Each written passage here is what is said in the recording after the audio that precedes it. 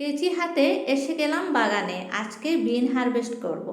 আসসালামু আলাইকুম আমার প্রিয় দর্শক ভাই বোনেরা, আশা করি সবাই নিজ নিজ কর্মব্যস্ততা জীবন নিয়ে অনেক অনেক ভালো আছেন। আমার গার্ডেন চ্যানেলের পক্ষ থেকে জানাই সবাইকে অনেক অনেক শুভেচ্ছা ও ভালোবাসা। আজকে আমি বিন হারভেস্ট করব। আজকে করব আমার গ্রো ব্যাগ থেকে বিন হারভেস্ট। এই বিন গাছগুলো আমি প্রথম থেকেই আপনাদের সাথে শেয়ার করে এসেছি, যখন বীজ বসিয়েছি তখন থেকে। যারা আমাকে সাপোর্ট করছেন, আমার ভিডিও প্রথম থেকে দেখছেন, তাদেরকে আমি জানাই আমার অন্তর থেকে অনেক ভালোবাসা। আর যে আজকেই প্রথম দেখছেন আমার ভিডিওটা, আমার চ্যানেলে নতুন এসেছেন, তাহলে অতি অবশ্যই আপনারাও যদি বাগান করে ভালোবাসেন, আমার চ্যানেলটা সাবস্ক্রাইব করে দিয়ে আমাকে এগিয়ে যেতে সহায় করবেন।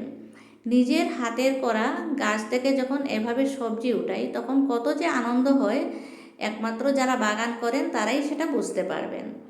এই বিন গাছগুলোর বীজ আমি একসাথে দিয়েছিলাম অনেকগুলো গ্রো ব্যাগে, কিন্তু সবগুলো গাছ হয় নাই, তারও কারণ আমি আপনাদেরকে বলেছি। আর মাত্র 3টে গাছে বিন হয়েছে। 3টে গাছের বিনই কিন্তু অনেক হয়েছে।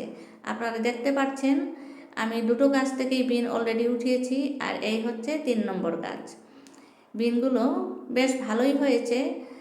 আরও একটু ভালো হতো যদি আমার বাগানে রোদটা সরাসরি পড়তো। আমার বাগানে রোদটা সরাসরি পড়ে না, রোদ একটু কম, আর বিন গাছে খুব রোদ্রের প্রয়োজন। তাই বন্ধুরা, আপনারাও যদি বিন গাছ করেন 12x12 গ্রো ব্যাগে দিতে পারেন, খুব সুন্দরভাবে হয়ে যায়। আর অবশ্যই রৌদ্র পায়ে সারাদিন এমন জায়গাতে রাখবেন। বিন হারভেস্ট করে আমি চলে আসলাম বেগুন গাছের কাছে। 2টো বেগুনও হারভেস্ট করেছি, কিছু লঙ্কাও হারভেস্ট করেছি। এই যে অনেকগুলো হয়ে গেল। তারপরে একটা জিনিস আপনাদেরকে দেখাতে ভুলে গেছি, দেখুন মিষ্টি কুমড়ার গাছে ছোট্ট একটা মিষ্টি কুমড়া, 2টো মিষ্টি কুমড়া ধরে রয়েছে। খুবই ভালো লাগছে দেখতে, আপনাদেরও নিশ্চয়ই ভালো লাগবে।